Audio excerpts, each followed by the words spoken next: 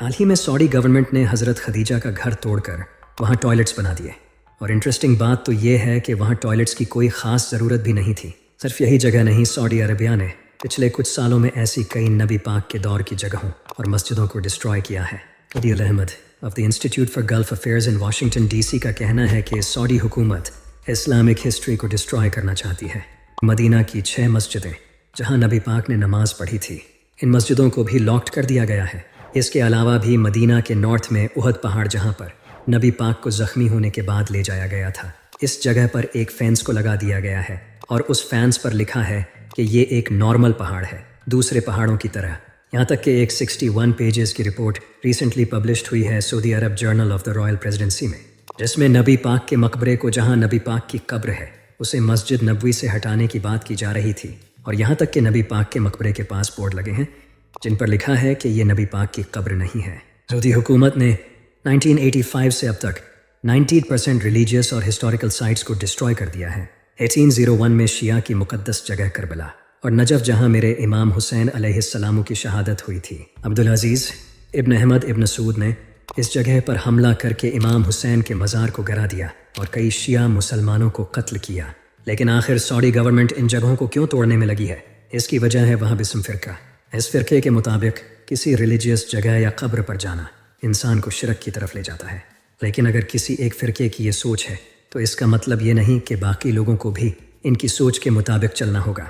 और अगर देखा जाए तो फिर भी इन जगहों को तोड़ने का कोई मतलब नहीं है, क्योंकि ये जगह सऊदी अरब की हिस्ट्री से जुड़ी हैं। ये जगहें हमारी हिस्ट्री के बारे में हमें बहुत कुछ बताती हैं। और हज़रत खदीजा के घर को तोड़कर वहाँ टॉयलेट बना देना, ये तो प्रॉपर इंसल्ट है। 2023 के स्टार्टिंग में ऐसे रूल्स इंक्लूड किए गए जिसमें मस्जिदों का डोनेशन लेना बैन कर दिया गया और बच्चों को मस्जिद में नमाज पढ़ना भी अलाउड नहीं है, और मस्जिदों के स्पीकर्स की आवाज़ पर भी लिमिट लगा दी गई। जबकि सऊदी गवर्नमेंट खुद से आर्टिस्ट्स को बुलाकर म्यूज़िकल कॉन्सर्ट्स को प्रमोट कर रही है और इमाम की नमाज या खुतबों की ब्रॉडकास्टिंग पर बैन लगा दिया गया। सऊदी अरब के क्राउन प्रिंस मोहम्मद बिन सुलेमान का कहना है कि वो सऊदी अरब को मॉडरेट इस्लाम की तरफ ले जा रहा है, और इसका ये कहना है कि मिडिल ईस्ट नया यूरोप है। أنا أعتقد أن أوروبا الجديدة هي الشرق الأوسط. जिससे ये साफ पता चलता है कि मोहम्मद बिन सुलेमान सऊदी अरब में यूरोपियन कल्चर लाना चाहता है, और इसकी वजह है सऊदी अरब की गिरती इकॉनमी। सऊदी अरब की इकॉनमी मेनली ऑयल से चलती है। सऊदी गवर्नमेंट का 87% प्रॉफिट ऑयल एक्सपोर्ट से आता है, और इस ऑयल ने सऊदी अरब को बहुत पैसा कमा कर दिया है। इसका अंदाज़ा आप इससे लगा सकते हो।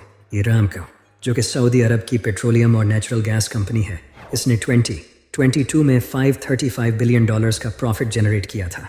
ये पैसा हमारी GDP का ऑलमोस्ट डबल है। लेकिन अब हालात बदलते नज़र आ रहे हैं, क्योंकि अब दुनिया रिन्यूएबल एनर्जी की तरफ जा रही है, जिसकी वजह है क्लाइमेट चेंज, जिसे हर कंट्री की गवर्नमेंट सीरियस ले रही है।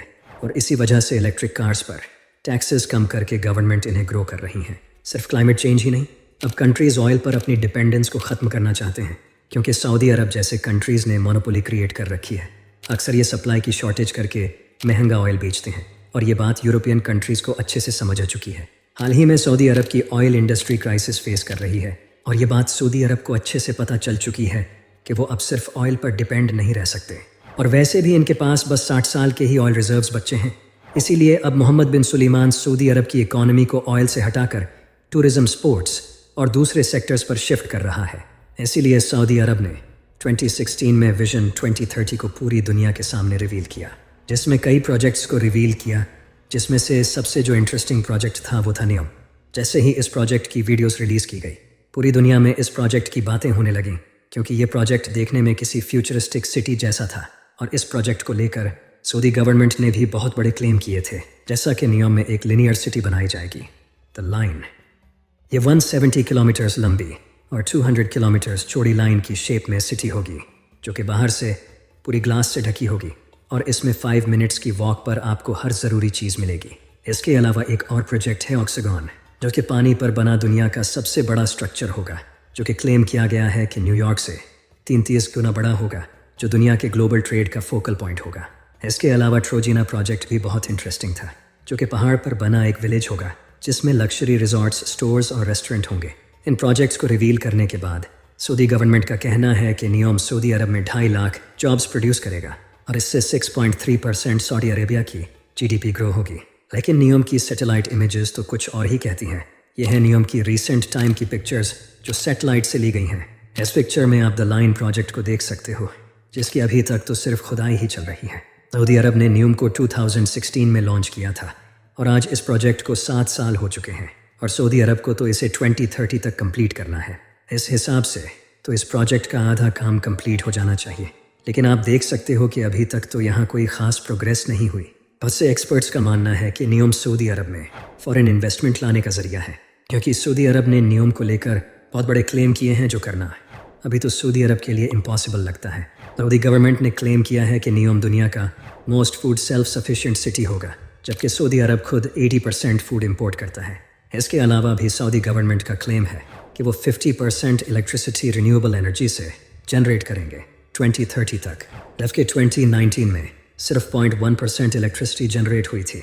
जिस जगह न्यूम प्रोजेक्ट बिल्ड किया जा रहा है ये परफेक्ट प्लेस है इस प्रोजेक्ट के लिए, लेकिन इस जगह पर पहले से हुवैता ट्राइब के लोग रह रहे थे, जिनको ज़बरदस्ती वहाँ से हटाकर जगह को खाली किया गया है।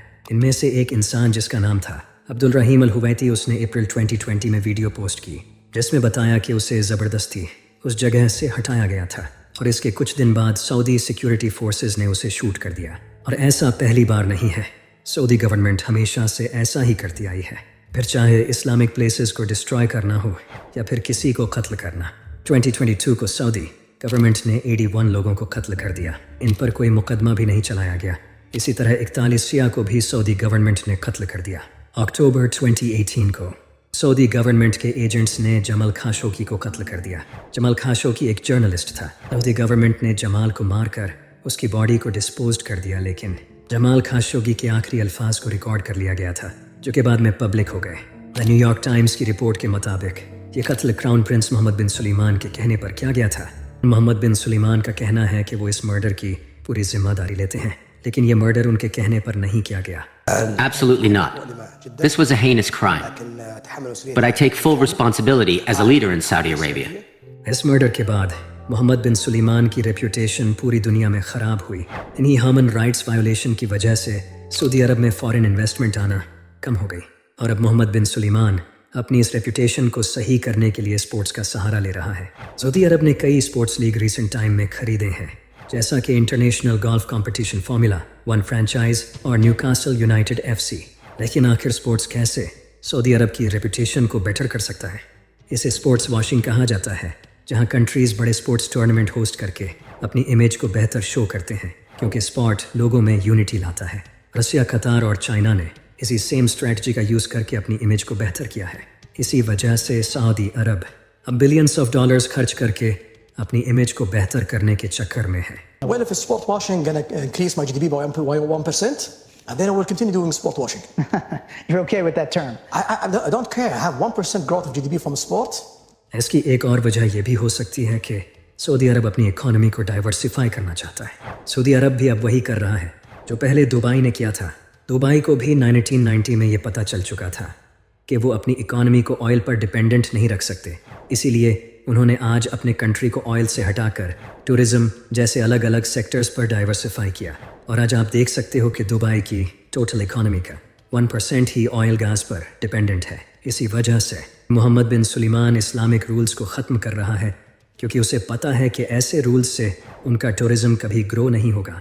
आप खुद सोचो, जिस कंट्री में अल्कोहल सिनेमा बैन हूँ वहाँ ये फॉरेनर्स क्या करेंगे? मुझे कोई हैरानी नहीं होगी अगर मोहम्मद बिन सुलेमान ने कल को इन रूल्स को ख़त्म कर दिया। अब तो सऊदी अरब इसराइल के साथ अपने रिलेशंस बेहतर करने जा रहा है, जिसके पीछे है अमेरिका। अमेरिका सऊदी अरब और इसराइल के रिलेशंस बेहतर करने की कोशिश कर रहा है। अगर इसराइल फ़लस्तीन की जंग ना होती तो शायद से इनके रिलेशंस बेहतर हो भी जाते, और यही वजह थी कि इसराइल के फ़लस्तीन पर इतने जुल्म करने के बावजूद भी सऊदी अरब ने कोई ख़ास कदम नहीं उठाया। आज मोहम्मद बिन सुलेमान इसराइल के साथ रिलेशंस अच्छे कर रहा है, लेकिन सऊदी अरब का एक लीडर ऐसा भी था जिसने उन कंट्रीज़ को ऑयल सप्लाई करने से मना कर दिया था जो इसराइल को सपोर्ट कर रहे थे।